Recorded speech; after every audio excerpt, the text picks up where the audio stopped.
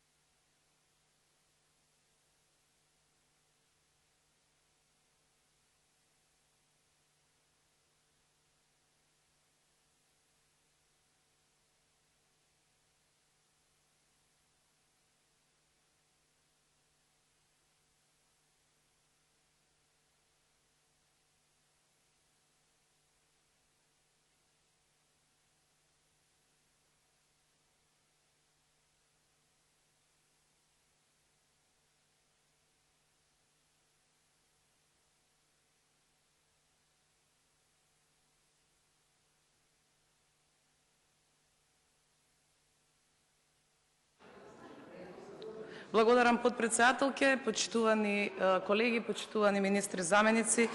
Имам 3 пратенички прашања. Првото е до министерката Јаневска. Имам прашање многу актуелно деновиве за оптимизацијата во образовниот систем, затоа што доаѓаат многу реакции и од наставниците, и од родителите, исто така и од независниот синдикат за образование и наука, многу непознати, а малку одговори. Ова е навистина сериозен процес кој што бара инклузивност, комуникација со јавноста и предвидливост, за да може да бидат вклучени и слушнати сите засегнати страни и стручната фела. Значи, неопходна е дебата. Бидејќи зададовте екстремно кратки рокови од 6 дена на општините да направат анализи и да ви достават податоци на основа на кои ќе темелите оптимизацијата, како и прераспределбата на наставниците како образовни асистенти, сакам да ја информирате јавноста од овде, од оваа говорница, колкава е реалната потреба од образовни асистенти на ниво на државата. Колку наставници според вашите проекции ќе останат технолошки вишок како последица на оптимизацијата, колку од нив планирате да бидат прераспределени како образовни асистенти и каде ќе бидат распределени останатите наставници кои нема да можат да бидат ангажирани на тие позиции. Но она што исто така треба да биде, да добиеме конкретен одговор, што ќе се случи по една година?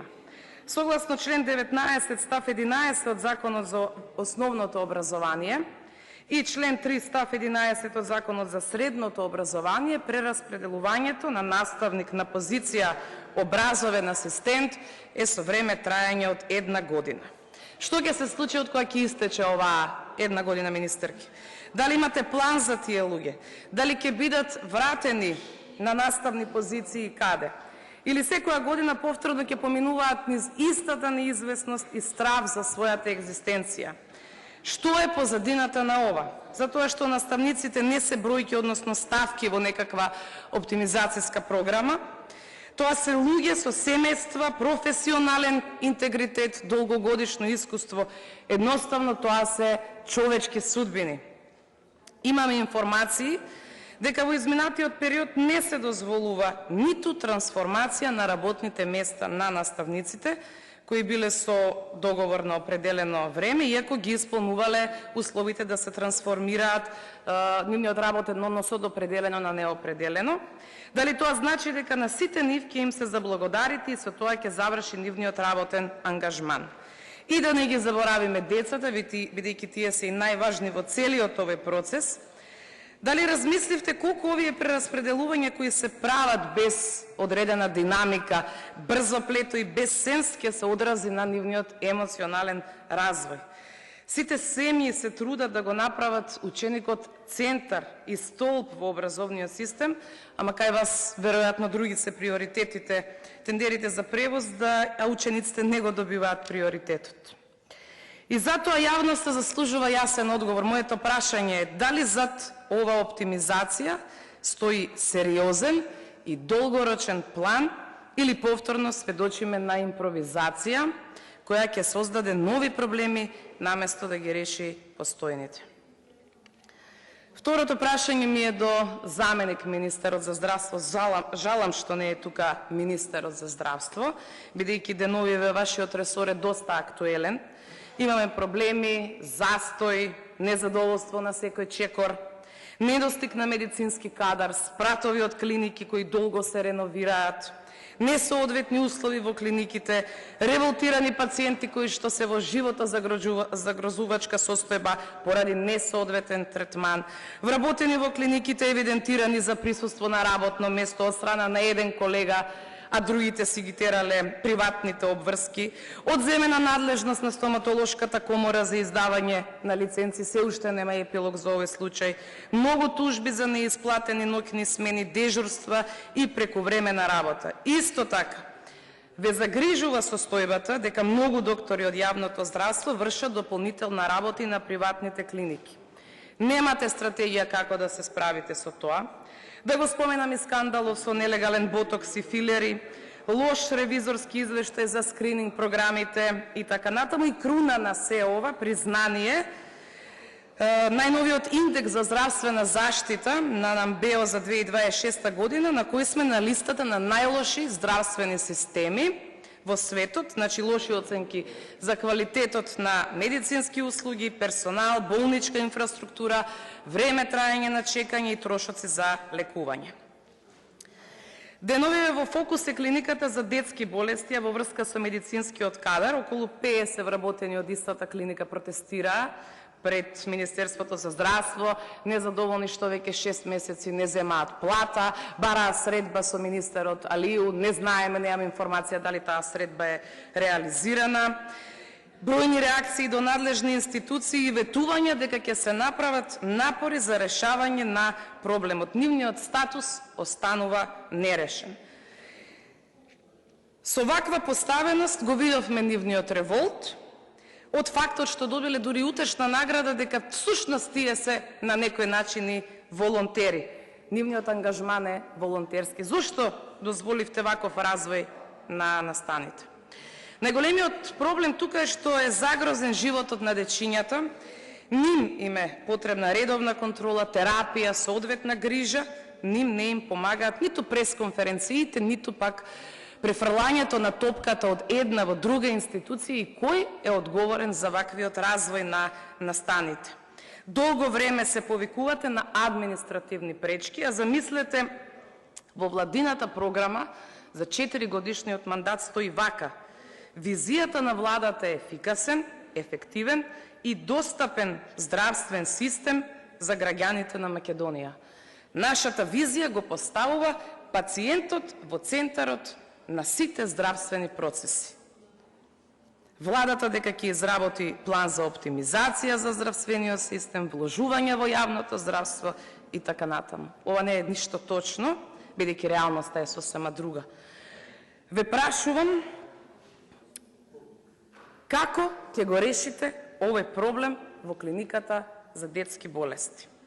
И моето трето прашање е до министерот за земјоделие. Тука беше заменик министерот. Жалам што веќе не добиваме известувања ниту од министрите, кој ќе присуствува, кој ќе ги заменува, зошто се оневозможени да присуствуваат тука. Очекувам дека ќе ми биде одговорено писмено, а станува збор за нешто кое што исто така е многу актуелно, а тоа е со млечниот скандал кој што видовме изминатиот период, односно она што не соодействува на декларациите со квалитетот на производот, односно дека наместо 20% млечна маст во некои производи имало само 1% млечна маст и многу палмено масло. Директорот на Агенцијата за храна и ветерина има неколку изјави во континуитет во месец јуни. Прво вели дека нема да ги објави фирмите кои што ги правеле овие злоупотреби, плашејќи се од тужби и правни последици. Понатаму вика дека треба да бидат готови резултатите И понеделник 11 јуни дека ќе го објави извештајот. Денеска сме веќе 20 и некој јуни и тоа го немаме како информација, а вели дека и агенцијата е браникот и бариерата за безбедноста на храната. Последната вест од директорот на Агенцијата за храна и ветерина вели дека не може да го објави извештај, затоа што тоа не е едноставна административна одлука, туку дека е еден регулиран правен процес и дека му е страв дека доколку ги објави овие фирми кои што ги правеле овие злоупотреби, дел се домашни, дел се од надвор, дека може да добие одредени тужби и други правни лекови. Денес, повторувам, го немаме извештајот, но тој внимавајте што рече господинот Миланов. Неофицијално до новинарите им вели вака: неофицијално мислам дека ги имате операторите, но официјално ќе ги имаме во наредниот период. Значи тие се тие фирми, треба само да добиеме потврда дали се или не се, имајќи во предвид дека дел од овие компании веќе активно учествуваат на тендерски постапки и добиваат тендерски постапки и во училишта, и во градинки, и во клиники и така натака. Се нема слух, но сепак ние сме трпеливи и ќе чекаме. Моето конкретно прашање, кое што ќе ми се одговори писмено, е кога ќе го добиеме извештајот од Агенцијата за храна и ветерина за млечниот скандал. Благодарам.